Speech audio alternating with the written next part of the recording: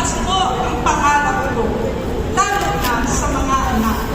Pero maraming bagay ang nangyayari sa buhay na hindi inaasahan. My eldest son, MJ, had Down syndrome.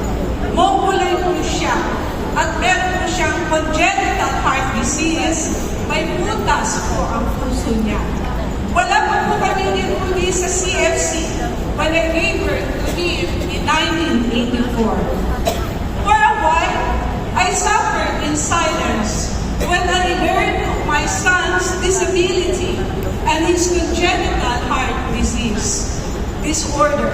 Sa una po, hindi ko matanggap kaagad ang health condition ng anak ko. Most days, I cried and complained to God about my son's predicament.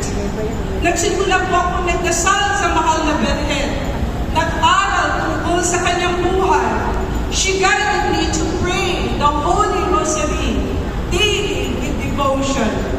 My first time to own a rosary was in 1986. Natuto po akong magnomina kay Mother of Perpetual Health. Magsimba every first Wednesday of the month sa Baclaran kasama si Rudy. Dahil sa aking pagdarasal sa mahal na Birhen, dahan-dahang nabuksan ang aking puso at isipan na tanggapin ng buo ang anak ko. Yes, she leads me to have an open acceptance of the will of God, the willingness to let go and impress my son's growth to God. She reminded me that I am not even in control with my own life. Pakiramdam ko po, nasa tabi palagi ko ang mahal na ina. Nakasubaybay, nakakausap ko palagi kahit sa picture man lamang niya o sa mga imahe. Ramdam ko po ay nakikinig siya sa mga sinasabi ko.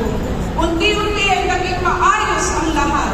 Ang growing up years ni NJ ay naging magaan, happier, and more comforting. And because of this, Rudy and I started to say yes in our service in CFC community. Hanggang sa kamatayan ni NJ in 2017, I felt the utmost care of the Blessed Mother. She came to haste to comfort NJ Alam ko nakasabay ka kay Ate Rilda kayo ng to the hospital. Nakahiga po si NJ sa lap ko, nakapikit at nakangiti.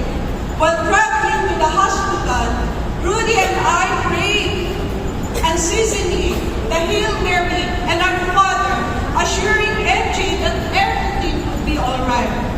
Unknown to us, NJ was already gone. As the doctor pronounced him dead 10 minutes from the time we arrived in the hospital, NJ died at age 33. This age as Jesus. Matagal na. What a coincidence. Tumagal naman. Si NJ po ay died peacefully on my lap. May uliwalas ang kanya at may ngiti sa mga bibig niya. I mourned NJ's death, but I was reminded by Our Lady, Mary, Mediatrix of all grace. Sinabi niya that a child's death, when accepted as the will of the Father, is awarded for their resignation. Sisters, I believe in this. My tears of sorrow were gone and replaced with joy, thinking that NJ was in a better place. Noong June 1992 naman po, I delivered my third child, a daughter, and carried her for 9 months, a happy and healthy pregnancy. But she turned out not to be a well baby. She had a weak heart